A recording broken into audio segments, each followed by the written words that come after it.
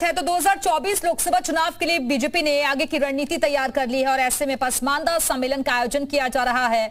एक तरफ बीजेपी की अलग रणनीति है, लेकिन विपक्षी इसको लेकर कह रहे हैं कि वोट बैंक की सिर्फ और सिर्फ ये सियासत है। इसी मुद्दे पर हम कर रहे हैं चर्चा। तमाम खास मेहमान लगातार हमारे साथ बने हुए, एक बार फिर से उनका तारुफ आपसे करवाते हैं। शमशी आजाद जी बीजेपी प्रवक्ता हमारे साथ मौजूद है। मेजर आशीष चतुर्वेदी समाजवादी पार्टी के नेता हमारे साथ जुड़े हुए हैं। मोहम्मद अफाक मुस्लिम स्कॉलर हमारे साथ मौजूद है। राजीव रंजन जी राजनीतिक विशेषज्ञ के तौर पर हमारे साथ जुड़े हुए हैं और मोहम्मद फरहान AIMIM के प्रवक्ता भी हमारे साथ मौजूद हैं। बहुत बहुत स्वागत है एक बार फिर से आप सभी का। लेकिन चर्चा की शुरुआत शमशी आजाद जी मैं आपके साथ ही करना चाहूंगी, क्योंकि भले ही आप लोग ये विकास की बातें, नीतियों की बात कर ले, लेकिन अभी आपने मोहम्मद फरहान को भी सुना ब्रेक पर जाने से पहले। उन्होंने कहा कि अब तो बीजेपी मुसलमानों को भी बांटने का काम कर रही है। देखिए, हमने पहले बताया ना कि AIM के जो असदुद्दीन ओवैसी साहब हैं, उनका ये हमेशा काम रहा है कि जब भी जहां कहीं पर भी चुनाव होता है तो वो वहां पर पहुंच जाते हैं, सिर्फ मुसलमान मुसलमान मुसलमान मुसलमान करके मुसलमानों को बिल्कुल इन्होंने हाशिए पे ला के रख दिया। चाहे महाराष्ट्र का चुनाव रहा है, चाहे बिहार का चुनाव रहा है, चाहे उत्तर प्रदेश का रहा हो, जम्मू कश्मीर का, गोवा का, उत्तराखंड का, झारखंड का, पंजाब का, कहीं का भी चुनाव देख लिए, इन्होंने एक अलग से राग अलापी है। जबकि मुसलमान ये चाहता है कि हम हिंदू भाइयों के साथ, सनातनी भाइयों के साथ हिंदुस्तान में अगर रह रहे हैं तो बंटवारे की बात न करें। लेकिन ओवैसी साहब ने हमेशा मुसलमान मुसलमान करके इस तरीके से अपना और अपनी पार्टी का बिल्कुल से जनाधार जो कुछ भी था, जब सबकी समझ में आ गया कि सिर्फ ये मुसलमान मुसलमान करके अपनी राजनीति चमकाना चाहते हैं, तो सभी तरफ से पूरा मुसलमानों ने एकजुट होकर असदुद्दीन ओवैसी को, अकबरुद्दीन ओवैसी को हिंदुस्तान से बिल्कुल पछाड़ने का काम कर दिया और वो फिर से सिमट कर सिर्फ हैदराबाद में रह गए। हमारे यहाँ भारतीय जनता पार्टी में ये हो रहा है कि हमने दलितों को जो दबे कुचले हुए थे, पसमानदा का मतलब यही है कि जो पीछे बिल्कुल छूट जाए, रास्ते में ना दिखाई दे, जिनका समाजवादी पार्टी ने बिल्कुल से इस तरीके से कही जैसे चीर हरड़ कहा जाए, तो चीर हरड़ करके रखा था। लेकिन हुआ ये कि जब उनको लगा, डराया जाता था कि भाजपा की सरकार आ जाएगी तो आपको घर में रहने नहीं देगी, आपको पाकिस्तान भेज देगी, आपको मार देगी, आपको बंधक बना देगी, आपको जेल में डाल देगी। जल्दी से मोहम्मद फरहान कुछ कहना चाह रहे हैं, फिर राजीव रंजन जी के पास जाऊंगी। और 5 साल का योगी ठीक है, शमशी आजाद जी बारी बारी से पूर्वक रहा तो उनका विश्वास बढ़ता चला गया भारतीय जनता पार्टी में। देखिए दिव्या जी, ऐसा है कि शमशी आजाद ने अपने ईमान का सौदा किया होगा, अच्छी बात है। इनको ताल्लुक में खाने के लिए अपने ईमान का सौदा करना पड़ गया, इनकी कोई मजबूरी होगी। अरे हमारे पास ईमान है, कम से कम ये तुमने कहा तो मुसलमान हो, अव्वल दर्जे के बेईमान तुम्हारे नेता हैं। नहीं, तुम्हारे पास ईमान है नहीं, ऐसी ओछी हरकत बात जब भी करिए सम्मानजनक बात करिए, सम्मानजनक बात करिए। चांदी के वरक पर नेशनल चैनल पर आप बैठे, जो भी बात करें सब इस तरीके से बात करें, सब इस तरीके से बात करें। क्या खाइएगा? जनता पार्टी कितना सब हमको पता है। आप बताएं ना, सुनिए अब मेरी बात को। अरे आप बताएं, आप मुसलमान करके राजनीति करेंगे? नहीं, कितनी हैसियत है तुम्हारी कि मुसलमान तुम यहाँ सरकार बना लोगे? है हैसियत तुम्हारी? शब्दों की गरिमा का ध्यान रखिए प्लीज प्लीज। आप दोनों से रिक्वेस्ट है। दिव्या जी इनको चुप कराइए, मुझे बोलने ठीक है। शमशी आजाद जी आपने बोला ना, आप सुन लीजिए। मोहम्मद फरहान क्या कह रहे हैं, सुन लीजिए उनको। अरे मेरे भाई, मुसलमान हो, कम से कम इतना तो सब्र रखो। सब्र भी नहीं रख पा रहे हो। अगले को, तुमको मैंने इतने धैर्य से सुना, कहीं इंटरप्ट किया नहीं किया, मुझे भी सुन लो ना कि बिल्कुल जाकर RSS में अपने ईमान को ही बेच दिया, मुसलमान से हिंदू हो गए हो क्या? अगर हो गए हो तो अलग बात है। फिर वही बात किया। मेरी बात सुनो, ईमान की बात तुम्हारे मुंह से अच्छी नहीं लग रही है। ईमान की बात वैसी की पार्टी से बिल्कुल अच्छी नहीं लगती है, जो बेईमानी पर जिसकी सीढ़ी हो, जिसकी इसी वजह से आज वो ईमान की बात करेगा। इसी वजह से तुम्हें सुनो, ओवैसी है, इसी वजह से क्या नाम है, आज हिंदुस्तान में मुसलमानों की आवाज सुनी जा रही, उसको इज्जत दी जा रही है। वरना तो क्या बात कर दिया। कौन सी हैसियत है? वो तो कह रहे हैं कि दोबारा से आप लोगों को सिर्फ हैदराबाद तक सीमित कर दिया है। मोहम्मद फरहान मोहम्मद फरहान को कहते हैं कि आप लोग मुसलमानों के रहनुमा बताते हैं, लेकिन एक बार फिर से हैदराबाद तक सीमित कर दिया आप लोगों को। नहीं, आप बात ऐसी कर रहे हैं कि वैसी की वजह से मुसलमान हिंदुस्तान में है। मैं नहीं बोलूंगा, मुझे बोलने ही नहीं दे रही हैं। नहीं, आप शमशी आजाद जी कंटिन्यू मत बोलिए। शमशी आजाद जी, आपको बोलने नहीं, शमशी आजाद जी प्लीज अपनी बारी में बोलिए ना, आप एक साथ बोलेंगे ऐसे थोड़ी ना होता है। फिर मोहम्मद फरहान जल्दी से बोलिए, राजीव जी के पास जाना है फिर जी। देखिए, ये इतने बड़े मुसलमानों के इस टाइम पक्षधर बन रहे हैं। एक मंत्री इन्होंने बनाया, वो भी राज्य मंत्री दानिश आजाद, उसको कैबिनेट में क्यों नहीं जगह दिया? क्योंकि वो मुसलमान था, इसलिए उसको कैबिनेट में नहीं जगह दिया। पहले उसको कैबिनेट में जगह दीजिए और उसके बाद जो मुसलमानों का आप उत्पीड़न कर रहे हैं उनका उत्पीड़न बंद कर दीजिए। हमें और कुछ नहीं चाहिए। आप मुसलमानों का घर गिराना बंद कर दीजिए, फर्जी मुसलमानों को जेल में डालना बंद कर दीजिए। अगर आप सही में मुसलमानों के लिए हित में चाहते हैं तो ये फैसले लीजिए। और क्या नाम है, फर्जी बैठकर चैनल पर ठीक है, महिमा मंडल। ठीक है राजीव रंजन जी, राजीव रंजन जी, आपको लगता है कि ये जो प्लान तैयार किया गया है इसमें कामयाबी मिल पाएगी बीजेपी को? तो आप अपनी क्योंकि लौट फिर के वो चीजें सारी घूमकर जाति पर ही आ जाती हैं। दिव्या जी देखिए, आज़ादी के बाद भारत में एक राजनीतिक परंपरा चली कि मुसलमानों को साधने के लिए मुसलमान और एक सवर्ण की जात और एक दलित की जात को कांग्रेस ने साध के 1989 तक इस देश पे राज किया। उसके बाद जब मंदिर मस्जिद का आंदोलन चला तो मुसलमानों के हितैषी समाजवादी पार्टी और बहुजन समाज पार्टी हो गई, और इन सारी पार्टियों ने मुसलमानों को केवल ये समझाया कि भारत में आप असुरक्षित हैं, भारत में आपकी सुरक्षा नहीं है, और अगर किसी कीमत पर भारतीय जनता पार्टी जैसी कोई पार्टी इस देश में आएगी तो आप असुरक्षित हो जाएंगे। लेकिन 2014 के चुनाव में जब मोदी जीत कर आए और उसके बाद 17 में योगी आदित्यनाथ उत्तर प्रदेश में आए, तो उसके बाद से धीरे धीरे मुसलमानों को ये लगने लगा कि ऐसी असुरक्षा की भावना सरकार के चलते हमारे मन में नहीं आनी चाहिए। अब बाकी मान लीजिए जो उसमें अपराधी हैं, जो क्रिमिनल हैं, उनके घर गिराए जा रहे हैं, कार्रवाई हो रही है, वो बात अलग है। लेकिन सामान्य मुसलमान को कोई परेशानी नहीं है। अब ये मुस्लिम वोट बैंक का नाम लेके मुसलमानों का एक वर्ग शुरू से पिछड़ा रहा, अब आज अगर भारतीय जनता पार्टी उनको साधने की कोशिश कर रही है तो निश्चित तौर पर आने वाले चुनाव में उसको इसका फायदा मिलेगा, और ऐसी जात को निश्चित तौर पर जो है छोड़ के सबको भारतीय जनता पार्टी के साथ जाना भी चाहिए, हमारा ये मानना है। सारे दलों ने, भारत ने केवल हिंदू मुस्लिम करके मुसलमानों का शोषण किया, और जो पिछड़े मुसलमान आजादी के समय रहे आज भी उसी स्थिति में, उनकी स्थिति में कोई सुधार नहीं है। तो निश्चित तौर पर इससे इसका फायदा भारतीय जनता पार्टी को मिलेगा, ठीक है, ऐसा मेरा मानना है। ठीक है मेजर आशीष, अभी हाल फिलहाल में जो चुनाव भी संपन्न हुए वो तो दावा खुद बीजेपी करती है कि आप लोग कहते थे कि मुसलमान हमारे साथ नहीं है, लेकिन चुनाव के नतीजों ने तो हमें खुद दर्शा दिया कि अब विश्वास बढ़ा है, मुसलमान भी बीजेपी के साथ जा रहे हैं। देखिए, मैं इस लाइन के ही खिलाफ हूँ कि कोई किसी धर्म के नाम पर किसी को कहा जाए कि इसमें विश्वास नहीं रखता या इसमें विश्वास रखता है। देश हिंदुस्तानियों का है, भारतवासियों का है। सवाल यह है कि भारतवासियों पर किसमें विश्वास है और किसमें नहीं। 2014 से देश में एक जातिगत और धार्मिक आधार पर राजनीति शुरू हुई है, जिसके परिणाम आने दिखने लग गए और आने वाले समय में और भी ज्यादा। महज चुनाव जीत लेना वो एक चंद उसकी बात है। बहुत लंबे समय तक इस तरीके का चीजें नहीं चल पाएंगी कि जो भी पढ़ा लिखा सभ्य व्यक्ति है वो देखेगा कि अपने बच्चों का भविष्य किधर रहेगा, वो किस समाज में अपने बच्चे को भेजने वाला है। जहां वो तलवार निकाल के हिंदू बना घूम रहा होगा, गर्व से कहो हम हिंदू है, या वो गर्व से मुसलमान बना घूम रहा होगा, या पढ़ा लिखा बन के घूम रहा होगा। ये अब जो माँ बाप है उनको फैसला करना है कि उनका बच्चा आगे जाके क्या बनेगा, किधर वोट देना है। एक दो बार तो ये चीजें चल जाती हैं धर्म के नाम पर कि हाँ अभी हितैषी है, हमें दो, नहीं तो क्या है वो, क्या भारतीय जनता पार्टी वाले तो मुगल शासन आ जाए। अरे मुगल शासन तब भी रहा, लेकिन रामपुर ही रहा, सीतापुर ही रहा। लेकिन तुम्हारा शासन आया तो इलाहाबाद भी बदल गया और भी कई शहर बदल गए, और डायल 100 से 1 तो 12 हो गया, 12% GST उस पर भी लगा दी गई। अपना तो कुछ नहीं कर पाए।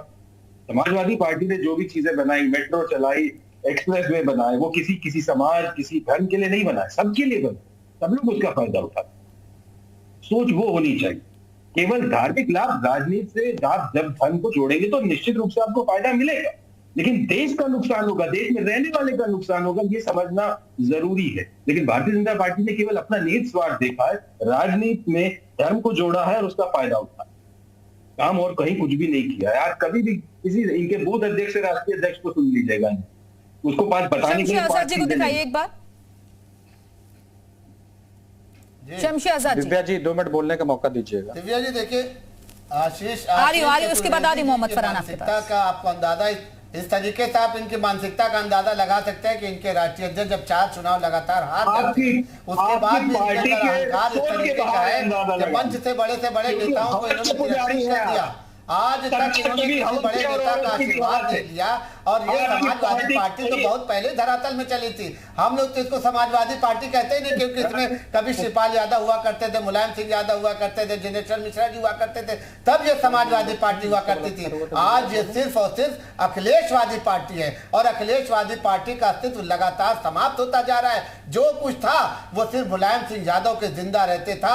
मुलायम सिंह यादव के देहांत के बाद ये समझ लिए कि आने वाले चुनाव में अगर समाजवादी पार्टी का खाता भी खुल जाए तो भी बहुत बड़ी बात होगी, क्योंकि लोकसभा का चुनाव है और लोकसभा का चुनाव बहुत बड़ा देश का चुनाव होता है। राष्ट्र हित के सोचने वालों ने हमेशा दूसरी बार सरकार मोदी जी की बनाई है और इस बार 2024 का चुनाव भी आप देखेंगे दिव्या जी, भारतीय जनता पार्टी बहुमत के साथ एक बार फिर से सरकार बनाएगी, क्योंकि जनता के बीच में रहती है, जनता के स्वास्थ्य की बात करती है, जनता की शिक्षा की बात करती है, अमन चैन की बात करती है। हिंदुस्तान में जब से मोदी सरकार बनी और योगी सरकार उत्तर प्रदेश में एक भी दंगा सांप्रदायिक नहीं हुआ। अगर धर्म की राजनीति समाजवादी पार्टी न कर रही होती तो 5600 दंगे कैसे होते। मोहम्मद फरहान के पास में जाऊंगी, लेकिन उससे पहले मोहम्मद अफाक आपके पास आती हूँ। क्या आपको वाकई में इन सब में वोट बैंक की सियासत ही नजर आ रही है?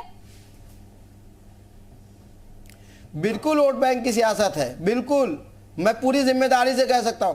ये बताइए, इस सरकार में 2014 से आज तक जितना मुसलमानों ने परेशानियां उठाई, नौजवान बच्चे जेलों में बंद हैं, लोगों के बुरे हाल हैं, लोगों को रोजगार से पिछाड़ा गया, सब कुछ उनको परेशान किया गया। आज 24 करीब आते ही मुसलमानों को वो भी बांटने की भी राजनीति की, पिछड़ा अगला, ये क्या है? आपको कुछ देना है, आप मुसलमान की डायरेक्ट बात करिए। 20% आबादी हमारी है, आपके क्या करने आए हैं? उसमें भी हमको बांटने आए। हमारे वहां कुछ बटा नहीं है। हम एक धर्म, एक अल्लाह, एक वैदानियत को मानते हैं। हम सब साथ में एक जगह पर रहते हैं। ना हमारे वहां मंदिर बटी है, ना हमारे वहां कुछ बटा है। हम एक मस्जिद में एक इबादत करते हैं, एक साथ रहते हैं। ये 24 की तैयारी है, चुनावी शगुफा है, ये कुछ नहीं है। मेरा अपना ये मानना है। बाकी तो देखिए सब आपके सामने अब दिख रहा है, क्या होगा क्या नहीं होगा। मोहम्मद फरहान, आप कुछ कहना चाह रहे थे? कि एक आदमी अगर दूसरे आदमी की मस्जिद में नमाज आती हूँ, वापस आती हूँ शमशी आजाद जी आपके पास। एक बार पहले मोहम्मद फरहान कुछ कहना चाह रहे थे, बहुत देर से वो वेट कर रहे हैं। शमशी आजाद जी आती हूँ, नहीं दिया जाता है, क्या काम कर रहे हैं मोहम्मद फरहान बोलिए। जी दिव्या जी, ऐसा है कि मैं ये पूछना चाहता हूं, मेरा ये प्रश्न नहीं पूरे मुसलमानों का प्रश्न है कि केवल पासमंदा मुसलमानों से ही मोहब्बत क्यों, मुसलमानों से क्यों नहीं मोहब्बत। दूसरी बात मैं ये कहना चाहूंगा शमशी आजाद जी से, क्योंकि ये बहुत देर से बड़ी बड़ी बातें कर रहे हैं। जिन लोगों ने बाबरी मस्जिद शहीद की, तो क्या भारतीय जनता पार्टी उनसे नफरत कर रही है इस वक्त, ये भी बताएं। दूसरी बात कि जो बिल्किस बानो का बलात्कारियों का सम्मान कर रहा है, तो क्या भारतीय जनता पार्टी आज उनसे नफरत को करने को तैयार है? क्या भारतीय जनता पार्टी ज्ञानवापी मस्जिद और मथुरा मस्जिद या इवन तमाम जितनी मस्जिदों का सर्वे उसने करा रखा है, क्या उसने अब अपने प्लान को बदल दिया है? वो बिल्कुल मुसलमानों के हित पर आ गई है। एंटी मुस्लिम उसने जो अब एजेंडा चलाया था, अभियान चलाया था, उसने बंद कर दिया। उसके बाद मुख्तार अंसारी, अतीक अहमद, उनसे भी मोहब्बत करनी चाहिए। उनके क्या नाम है, बच्चों को भी रिलीफ मिलनी चाहिए। आज उनके बच्चों को जबरन जेल में डाल रखा है, उनको भी छुड़वाया जाए। तो क्या ये भारतीय जनता पार्टी का हृदय परिवर्तन देखा जाए मुसलमानों के प्रति पूरी रूप से? शमशी आजाद जी बताएं। और इसके साथ साथ क्या मुसलमानों को 2024 से पहले 18% आरक्षण दिया जाएगा? संपूर्ण मुसलमानों को दिया जाए ना, खाली शमशी आजाद जी की बात। ये हृदय परिवर्तन कैसे हो रहा है वो सीधे सीधे पूछ रहे हैं। नहीं, ये मोहम्मद फरहान साहब को तो इन्होंने तो है इन्होंने अपराधियों की बात भी कर दी, मुख्तार अंसारी का भी नाम ले लिया, जो जग जाहिर है कि किस तरीके से अपराध में मुलव्विस है, किस तरीके से उन पे कितने सारे मुकदमे हैं। अभी तो यती का भी तारीफ करने लगे, मुख्तार अंसारी की तारीफ किया ना। डिबेट को मोड़ने का काम न करिए। आपके आकाओं ने भी हमेशा यही काम किया है और यही काम समाजवादी पार्टी ने भी किया है कि हमेशा अपराधियों को साथ लेकर चुनाव लड़ने का काम किया है। जब भी सरकार इनकी बनी तो अपराधियों के बल पर बनी है। अब वो चीज उत्तर प्रदेश में नहीं बल्कि हिंदुस्तान में नहीं हो सकता। कोई भी अपराधी पनप नहीं सकता। मोहम्मद फरहान साहब एक बात ये समझ लीजिए। और जो राष्ट्रभक्त है, जो देशभक्त है, वही अब हिंदुस्तान में रह पाएगा। और जिसके भी दिल में अगर हिंदुस्तान से नफरत है, उसको हिंदुस्तान छोड़ के चले जाना चाहिए। आप वाला राष्ट्रभक्त नहीं चलेगा, जो भारतीय होगा वही। नहीं, आप वाला राष्ट्रभक्त भी नहीं चलेगा। क्या आप माफियाओं पे अगर कार्रवाई हो रही है तो उसको आप जो है तो सियासत से जोड़ के देख रहे हैं? अरे भाई, वो माफिया आपका भाई तो है कि आप उसको भाई नहीं मानते? अरे आप बताएं ना कि आपके नेता ने कौन सा उत्तर प्रदेश में दौरा कर लिया? आपके आका ने ओवैसी साहब ने कहां पर आकर सड़क पर बैठकर धरना प्रदर्शन किया? कहां पर आकर जो है तो उन्होंने कोर्ट कचहरी में मुसलमानों के हक की आवाज उठाई? कौन सी कोर्ट कचहरी चले गए? कौन से जेल में किसी मुसलमान से मिलने चले गए? आप बता दें। जब चुनाव आता है, दलाली कर रहे हो भारतीय जनता पार्टी की, क्या कर रहे हो? नहीं, जब चुनाव आएगा तभी उनको मुसलमानों की याद आती है, या आप जब चैनल पे बैठेंगे तब आपको मुसलमानों की याद आती है? मुसलमान हिंदुस्तान में सुरक्षित है। मुसलमान अगर परेशानी में आता है तो आपके आका के बयान देने की वजह से आता है, जो उल्टे सीधे बेढंग के बयान दिया करते हुए। मुसलमानों का जो उत्पीड़न हो रहा है वो बंद करवा दो। ठीक है राजीव रंजन जी, लेकिन ये जो विश्वास है, ये असुरक्षा की भावना अभी भी मुसलमानों में क्यों बनी हुई है कि बीजेपी से खतरा है उन्हें? ये मुसलमानों में नहीं बनी हुई है, राजीव रंजन जी राजनीति करती है और भारतीय जनता पार्टी का राजीव रंजन जी, भारतीय जनता पार्टी समाप्त हो जाएगी। ये शमसी ये विश्वास क्यों नहीं अभी तक कायम कर पा रही है बीजेपी? असुरक्षा की भावना क्यों बनी हुई है अभी तक? नहीं दिव्या जी, देखिए असुरक्षा की भावना अब खत्म हो गई है।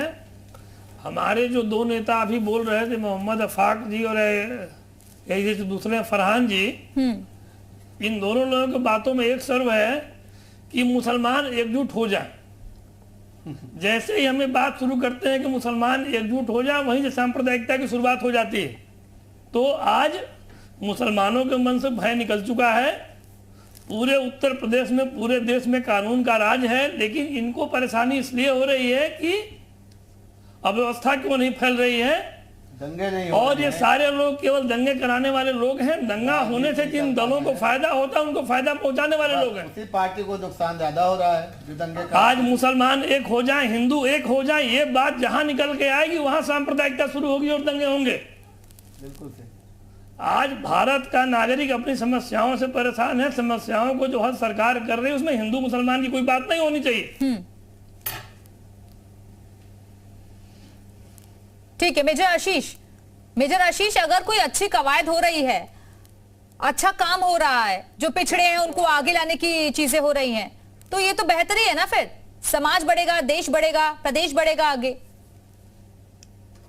कौन आगे बढ़ रहा है? मैंने अभी आपको बताया ना उदाहरण कि हमारे देश में भुखमरी का इंडेक्स जो है, हम 116वां स्थान पे जो रखते हैं 170 में पहुंच गए हैं। अब और 6 पायदान पीछे खिंच गए हैं हम पूरे विश्व में। कि देश के नागरिक के पास खाने को नहीं है और वो और पिछड़ रहा है।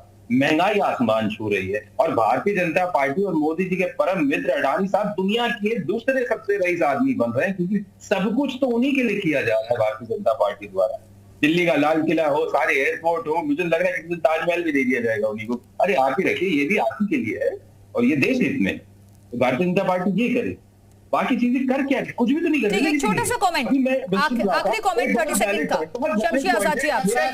आपकी पार्टी ने जो अनुदान दिया था वो भूल गए आप? किस लोगों ने मिलकर भारत का बलात्कार किया? शमशी आजाद का ध्यान तो सुनना। नहीं आप बताएं दिव्या जी, आप इससे पूछिए आशीष चतुर्वेदी जी से, सहारा के सुब्रत है, सहारा को क्यों बढ़ाया जा रहा था?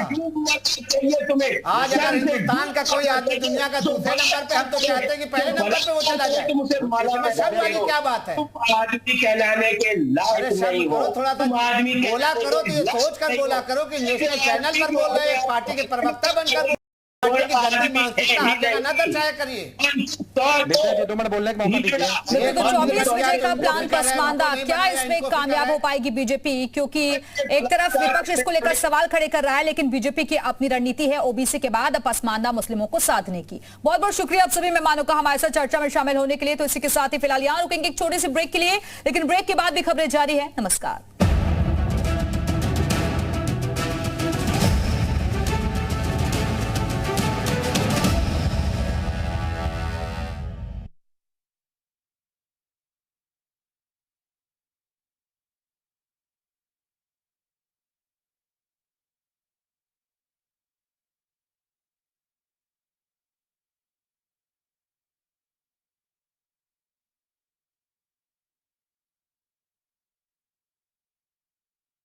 शमशी आजाद जी, मैं आपके साथ ही करना चाहूंगी, जिस तरीके से ये जो पसमानदा सम्मेलन चलाया जा रहा है, क्या ये माने कि आने वाले दिनों में दिन बदलने जा रहे हैं पसमानदा मुसलमानों के लिए? क्योंकि बीजेपी तो ये बड़ा प्लान तैयार कर रही है, लेकिन विपक्षी कह रहे हैं कि मुसलमान कभी बीजेपी के साथ नहीं जाएंगे। जी दिव्या जी, बहुत अच्छी बात आपने कही कि मुसलमानों के दिन तो उसी दिन से बदलने लगे थे जिस दिन से केंद्र में मोदी सरकार और उत्तर प्रदेश में योगी सरकार ने अपनी सत्ता संभाली। और दूसरी बार विजय हासिल करने का यही मकसद रहा है कि हमारे साथ पसमानदा मुसलमानों के अलावा जो भी मुसलमान जातियां हैं, जो भी अल्पसंख्यक समुदाय में आते हैं, चाहे वो ईसाई हो, चाहे जैन हो, चाहे क्रिश्चियन हो, इन लोगों ने बढ़ चढ़ कर बड़ी संख्या में भारतीय जनता पार्टी को वोट दिया। क्यों वोट दिया? क्योंकि अभी तक इनकी बिरादरी, इनकी जातियां जो है दबी कुचलित कही जाती थी, दलित और शोषित कही जाती थी, लेकिन भारतीय जनता पार्टी ने इनको बराबर की हिस्सेदारी दी, बराबर का सम्मान दिया, इनके लिए जगह जगह कार्यक्रम किए। पिछली बार भी 2022 के चुनाव के पहले आपने देखा होगा कि जातिगत सम्मेलन भारतीय जनता पार्टी ने करके पहले ही अपने पाले में सभी जातियों को साथ दिया था। उसके बाद भी भारतीय जनता पार्टी ने जो है एक मुहिम चलाई, एक अभियान चलाया जिसमें अल्पसंख्यक समाज को जोड़ने का काम किया। तो उसमें भी कम से कम नए 45 लाख से ज्यादा कार्यकर्ता उत्तर प्रदेश में सिर्फ है भारतीय जनता पार्टी के बैनर तले कार्यकर्ता बने हैं, और ये लिखित रूप में है, ये कोई जो है फर्जी बयानबाजी नहीं है। अब उसके बाद जब भारतीय जनता पार्टी के समर्थन में, भारतीय जनता पार्टी की आस्था में, भारतीय जनता पार्टी के अंदर इनका विश्वास बढ़ता चला गया, इनको सम्मान मिला, जिनको अभी तक सिर्फ समाजवादी पार्टी और कांग्रेस पार्टी, बहुजन समाज पार्टी अपना सिर्फ नर्म चारा समझकर, मुलायम चारा समझकर सिर्फ और सिर्फ चुनाव में तेज पत्ते की तरह इस्तेमाल किया जाता था, जिसको बिरयानी पकने के बाद तेज पत्ते की कहावत है कि इसको फेंक दिया जाता है और ऐसी जगह पर फेंका जाता है कि जहां पर दिखाई भी न दिया जाए। इस वजह से जब इनकी समझ में आया, जब ये मुसलमान जागृत हुआ, जब मुसलमान समझदार हुआ, जब मुसलमान पढ़ा लिखा, तो उसकी समझ में आ गया कि हमारा फ्यूचर, हमारा मुस्तकबिल, हमारा अगर कोई जानने वाला है, हमारा मेजर आशीष वो सीधे सीधे कह रहे हैं भविष्य तो मुसलमानों को सिर्फ बीजेपी में दिख रहा है, सम्मान हमने दिया, और जो पिछड़े वर्ग से आते थे, दलित थे, शोषित थे, उनको आगे लाने का काम कर रहे हैं। आपने सिर्फ और सिर्फ वोट बैंक के लिए इस्तेमाल किया। देखिए, मैं सुन रहा था अभी जो भारतीय जनता पार्टी के विचार रखते हैं, उन्होंने स्वयं अभी कहा कि हमने जातिगत सम्मेलन किया। हम लोग शुरू से ये मानते हैं कि भारतीय जनता पार्टी जो चुनाव जीत रही है वो केवल जातिगत राजनीति और धर्म की राजनीति को जीत रही। जिस पार्टी के विधायक सदन में बैठकर पॉर्न देखते हैं, यानी अश्लील तस्वीरें, जिस पार्टी के विधायक सदन में बैठ करके जो गुटखा खा रहे हैं और वहीं उन्हीं के पार्टी के विधायक उनका वीडियो बना रहे हैं, उन्हीं के विधायक सदन में बैठ के ताश खेल रहे हैं, वो पार्टी केवल धन की राजनीति नहीं करेगी तो और करेगी क्या? उसके पास है क्या बताने के? 400 रुपए का जो सिलेंडर था, 70 साल लगे इस देश को 400 रुपए तक लाने में, और 7 साल लगे 400 रुपए से 1000 रुपए का लाने में। इसी अनुपात में सारी चीजों की कीमतें बढ़ती चलेगी, जीडीपी गिरती चलेगी, तो और क्या करेगी? ये धन की राजनीति कर सकते हैं और तो कुछ कर ही नहीं सकते। अभी कह रहे थे इसको क्या किया, उसको किया। अरे आपको बताना चाहिए हिंदुस्तानियों के लिए क्या किया, मुसलमानों के लिए क्या किया, जाति के लिए क्या किया, मुसलमान पर हम बात कर रहे हैं। नहीं, महंगाई, बेरोजगारी, ये मुद्दा तो हर प्लेटफॉर्म से उठता है, लेकिन आज बस पसमानदा मुसलमानों पर हम बात कर रहे हैं। और आपकी खुद की पार्टी के लिए लोग बहुत सारे आरोप लगाते रहे हैं कि समाजवादी पार्टी ने उनके लिए कुछ नहीं किया। एक काम नहीं बताने के लिए, टूटी सड़कें, बढ़ता क्राइम, कुछ है नहीं बताने के लिए, तो करेंगे क्या? रोना तो करेंगे ना धर्म का। आप बताइए ना मुसलमानों के लिए क्या किया है? अगर या तो आप बोल लो या मैं बोल लूं। मेजर आशीष कौन बोलेगा, आप बोलेंगे या मैं बोलूंगा? पहले तो ये डिसाइड कर लीजिए। नहीं, मेजर आशीष किसको बोलना है पहले बताइए। मुझे बोलना है, आपको बोलना है?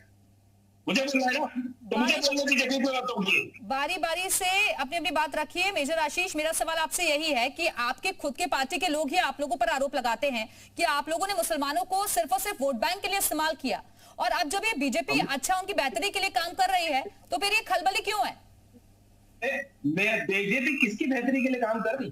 किसकी बेहतरी के लिए? अडानी साहब जो है दुनिया के दूसरे सबसे अमीर आदमी बन चुके हैं, सबको मालूम है।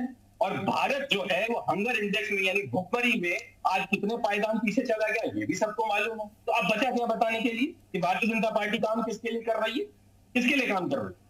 दोनों आंकड़े मैंने आपकी बातें रखे, दोनों में से कोई भी झूठ नहीं है। जिसको लग रहा है अपना मोबाइल फोन खोले और देख ले कि आज देश में भुखमरी कहां चली गई है और अडानी साहब कहां चले गए हैं। साफ जाहिर है, बोलने को बचता क्या इनके बारे में? यही असलियत इनकी, क्या किया इनने किसी के लिए? ठीक है, मोहम्मद फरहान, अब मैं आपके पास आती हूं, क्योंकि आप ही लोग तो कहते हैं कि मुसलमान क्या कहते हैं आज भी पिछड़े हुए हैं, आज भी उनका कोई हित नहीं देख रहा है, आज भी उन्हें मुख्यधारा से नहीं जोड़ा जा रहा है। अब सब कुछ ये हो ही तो रहा है। बीजेपी ये कह रही है, दावा कर रही है कि दिन अच्छे होने वाले हैं। अब शमशी आजाद जी, मैं आपके साथ ही करना चाहूंगी, जिस तरीके से ये जो पसमानदा सम्मेलन चलाया जा रहा है, क्या ये माने कि आने वाले दिनों में दिन बदलने जा रहे हैं पसमानदा मुसलमानों के लिए? क्योंकि बीजेपी तो ये बड़ा प्लान तैयार कर रही है, लेकिन विपक्षी कह रहे हैं कि मुसलमान कभी बीजेपी के साथ नहीं जाएंगे। जी दिव्या जी, बहुत अच्छी बात आपने कही कि मुसलमानों के दिन तो उसी दिन से बदलने लगे थे जिस दिन से केंद्र में मोदी सरकार और उत्तर प्रदेश में योगी सरकार ने अपनी सत्ता संभाली, और दूसरी बार विजय हासिल करने का यही मकसद रहा है कि हमारे साथ पसमानदा मुसलमानों के अलावा जो भी मुसलमान जातियां हैं, जो भी अल्पसंख्यक समुदाय में आते हैं, चाहे वो ईसाई हो, चाहे जैन हो, चाहे क्रिश्चियन हो, इन लोगों ने बढ़ चढ़ कर बड़ी संख्या में भारतीय जनता पार्टी को वोट दिया। क्यों वोट दिया? क्योंकि अभी तक इनकी बिरादरी, इनकी जातियां जो है दबी कुचलित कही जाती थी, दलित और शोषित कही जाती थी, लेकिन भारतीय जनता पार्टी ने इनको बराबर की हिस्सेदारी दी, बराबर का सम्मान दिया, इनके लिए जगह जगह कार्यक्रम किए। पिछली बार भी 2022 के चुनाव के पहले आपने देखा होगा कि जातिगत सम्मेलन भारतीय जनता पार्टी ने करके पहले ही अपने पाले में सभी जातियों को साथ दिया था। उसके बाद भी भारतीय जनता पार्टी ने जो है एक मुहिम चलाई, एक अभियान चलाया जिसमें अल्पसंख्यक समाज को जोड़ने का काम किया। तो उसमें भी कम से कम नए 45 लाख से ज्यादा कार्यकर्ता उत्तर प्रदेश में से भारतीय जनता पार्टी के बैनर तले कार्यकर्ता बने हैं, और ये लिखित रूप में है, ये कोई जो है फर्जी बयानबाजी नहीं है। अब उसके बाद जब भारतीय जनता पार्टी के समर्थन में, भारतीय जनता पार्टी की आस्था में, भारतीय जनता पार्टी के अंदर इनका विश्वास बढ़ता चला गया, इनको सम्मान मिला, जिनको अभी तक सिर्फ समाजवादी पार्टी और कांग्रेस पार्टी, बहुजन समाज पार्टी अपना सिर्फ नर्म चारा समझकर, मुलायम चारा समझकर सिर्फ और सिर्फ चुनाव में तेज पत्ते की तरह इस्तेमाल किया जाता था, जिसको बिरयानी पकने के बाद तेज पत्ते की कहावत है कि इसको फेंक दिया जाता है और ऐसी जगह पर फेंका जाता है कि जहां पर दिखाई भी न दिया जाए। तो इस वजह से जब इनकी समझ में आया, जब ये मुसलमान जागृत हुआ, जब मुसलमान समझदार हुआ, जब मुसलमान पढ़ा लिखा, तो उसकी समझ में आ गया कि हमारा फ्यूचर, हमारा मुस्तकबिल, हमारा अगर कोई जानने वाला है, हमारा भविष्य तो मुसलमानों को सिर्फ बीजेपी में दिख रहा है। सम्मान हमने दिया और जो पिछड़े वर्ग से आते थे, दलित थे, शोषित थे, उनको हम आगे लाने का काम कर रहे हैं। आपने सिर्फ और सिर्फ वोट बैंक के लिए इस्तेमाल किया।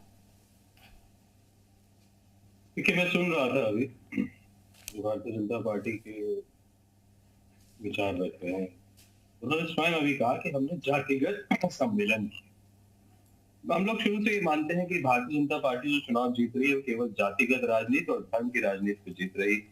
जिस पार्टी के विधायक सदन में बैठकर कौन देखते हैं, यानी असली तस्वीरें, जिस पार्टी के विधायक सदन में बैठ करके जो गुटखा खा रहे हैं और वहीं उन्हीं के पार्टी के विधायक उनका वीडियो बना रहे हैं, उन्हीं के विधायक सदन में बैठ के ताश खेल रहे हैं, वो पार्टी केवल धन की राजनीति नहीं करेगी तो और करेगी क्या? उसके पास है क्या बताने के? 400 रुपए का जो सिलेंडर था, 70 साल लगे इस देश को 400 रुपए तक लाने में, और 7 साल लगे 400 रुपए से 1000 रुपए का लाने में। इसी अनुपात में सारी चीजों की कीमतें बढ़ती चलेगी, जीडीपी गिरती चलेगी, तो और क्या करेगी? ये धन की राजनीति कर सकते हैं और तो कुछ कर ही नहीं सकते। अभी कह रहे थे इसको क्या किया, उसको किया। अरे आपको बताना चाहिए हिंदुस्तानियों के लिए क्या किया, मुसलमानों के लिए क्या किया, जाति के लिए क्या किया, मुसलमान पर हम बात कर रहे हैं। नहीं, महंगाई, बेरोजगारी, ये मुद्दा तो हर प्लेटफॉर्म से उठता है, लेकिन आज बस पसमानदा मुसलमानों पर हम बात कर रहे हैं। और आपकी खुद की पार्टी के लिए लोग बहुत सारे आरोप लगाते रहे हैं कि समाजवादी पार्टी ने उनके लिए कुछ नहीं किया। एक काम नहीं बताने के लिए टूटी सड़कें,